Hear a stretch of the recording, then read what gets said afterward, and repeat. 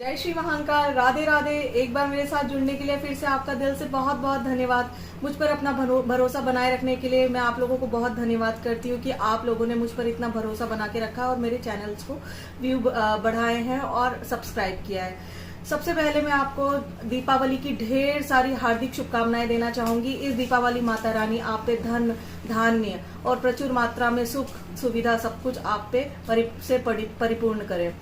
अब आपको दीपावली के दिन में कुछ छोटी छोटी बातों का विशेष रूप से ध्यान रखना है। सबसे पहले माता रानी का जब आप आगमन करेंगे तो उसके लिए आपको एक चावल का आटा पीस लीजिए, उसमें आप थोड़ा सा केसर मिला लीजिए, हल्दी मिला लीजिए और उससे आप अपने दरवाजे को पे गंगा जल का छींटा मार के उससे आप सातिया बना दीजिए। सातिया जब भी बनाएंगे तो उसको क्लोज करना, जो आखिरी की 2 लाइन्स रहती है उससे आप क्लोज करना ना भूलिए। अगली बात मैं आपको ये बताना चाहूंगी, आप अपने दरवाजे पे बंधनवार लगाइए। बंधनवार बहुत लोग नहीं जानते होंगे, तोरण भी बोलते हैं उसको।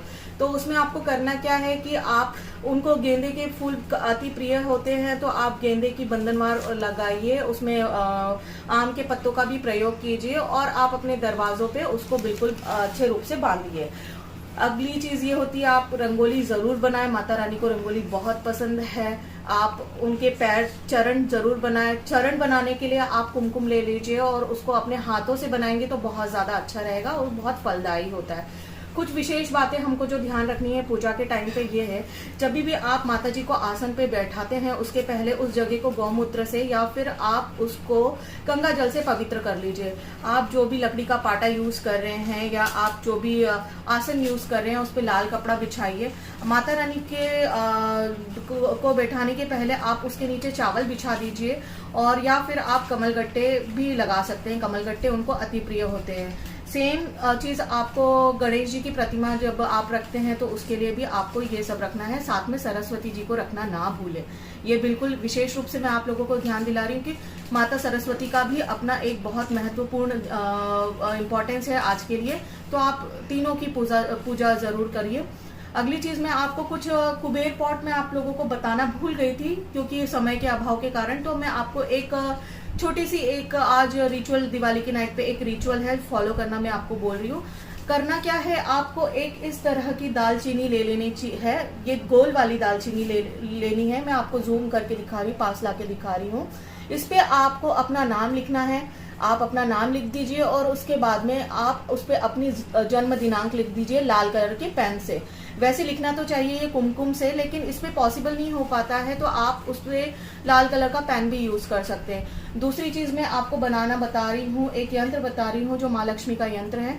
आप उसको देख लीजिए, श्री यंत्र बोलते हैं इसको। और इस तरह का यंत्र आपको ड्रॉ करना है। आप इसका स्क्रीनशॉट ले लीजिए। ये यंत्र आपको लाल कलर के कुमकुम और रोली से बनाना है भोजपत्र पे। भोजपत्र ना हो तब आप इसको सफेद कलर के पेपर पे बना सकते हैं, लेकिन आप इसमें प्रायोरिटी मेरी जो आपको मैं बताना चाहूंगी कि अगर आप भोजपत्र पे बनाते हैं तो बहुत ज्यादा अच्छा है। अगली चीज है, आपको करना क्या है, आपको दालचीनी इस तरह से दालचीनी ले लेनी है। आपके पास जो सबसे बड़ा नोट उपलब्ध है आप उसको लीजिए। जैसे मेरे पास अभी हमारे देश की करेंसी में जो सबसे बड़ा इंपॉर्टेंट नोट चल रहा है वो है 500 का नोट। तो 500 के नोट पे आपको ये करना क्या है, इस तरह से आपको नोट को लपेट लेना है। देखिए मैं किस तरह से लपेट रही हूँ, पूरा नोट लपेट रही हूँ। ये नोट लपेटने के बाद में आपको एक मंत्र बोलना, मंत्र का उच्चारण करते रहना है, ओम श्रीम श्रीय नमः। पूरे प्रोसेस के दौरान आपको ये मंत्र का उच्चारण करना बहुत ज्यादा जरूरी है। ओम श्रीम श्रीय नमः ये मंत्र का उच्चारण है। उसके बाद आपको इसको इस श्री यंत्र में लपेट देना है। देखिए इस तरह से फिर आप इसको श्री यंत्र से लपेट दीजिए। कुछ इस तरह से आप लपेट दीजिए।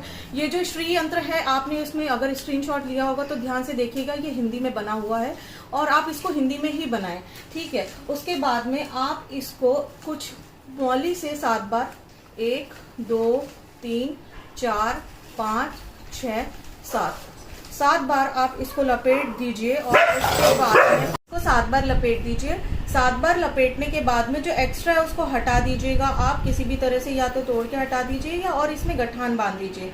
गठान बांधने के बाद में जो एक्स्ट्रा धागा है इसको मैं हटा दे रही हूँ। मेरे पास अभी कैंची उपलब्ध नहीं है तो मैं इसको हाथ से तोड़ रही हूँ और मैंने इसको हटा दिया है। अब देख लीजिए, ये अब आपको आपके पूजा स्थल पे रखना है। पूजा के बाद में जब रात को आप पूजा करने बैठेंगे, ये यंत्र उसके पहले बनेगा। इसको आप पूजा स्थान पे माता लक्ष्मी की जहाँ आप मूर्ति स्थापित करेंगे वहां पे रख दीजिएगा।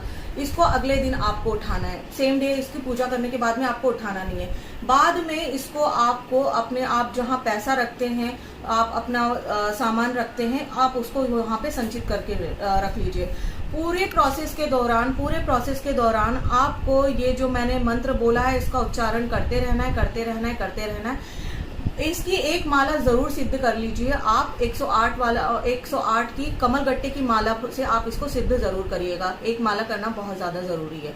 जब अगले दिन आप उसको उठा के तिजोरी में रख लेंगे तो आपको इसका प्रभाव आपको बहुत जल्दी देखने को मिलेगा। ये तो हुई बात कुछ इस तरह से। अब हमको मैं ये आपको बहुत इम्पोर्टेंट बात बताना चाह रही हूँ कि जब हम पूजा करने बैठते हैं तो आप आसन पे ही बैठिए। आपको मतलब ऐसे ही नहीं बैठ जाना, बिना आसन के पूजा स्वीकार नहीं होती है। सबसे पहली चीज तो ये, जब भी आप कुमकुम हल्दी करते हैं, माता रानी को इत्र बहुत पसंद है तो आप या तो उनको जैस्मिन का इत्र लगा सकते हैं या फिर आप उनको गुलाब का इत्र लगा सकते हैं।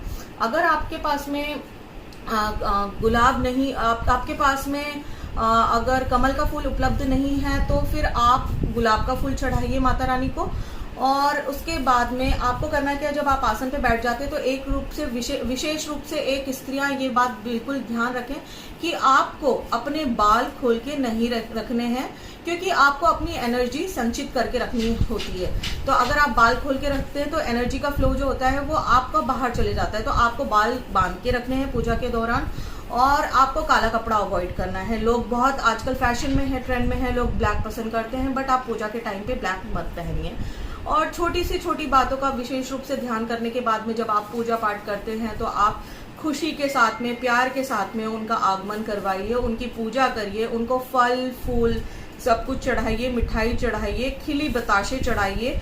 इन चीज़ों का बहुत महत्व है। और अगर आप पटाखे जलाते हैं तो आप ये नहीं है कि बहुत सारे पटाखे जला रहे हैं, आप 500 रुपए के पटाखे फूक देंगे, 5000 के पटाखे फूक देंगे। कुछ लोगों को ये बात बुरी भी लग सकती है, लेकिन मेरा जो पर्सनल व्यू है इस बारे में कि आप जलाइए, आप एक शगुन के तौर पे जलाइए और उसके बाद में आप अपना ही पैसा कहीं ना कहीं ये जो पटाखे फोड़ रहे हैं आप इसमें बर्बाद कर रहे हैं। तो आप थोड़ा सा इस चीज को अवॉइड करिए।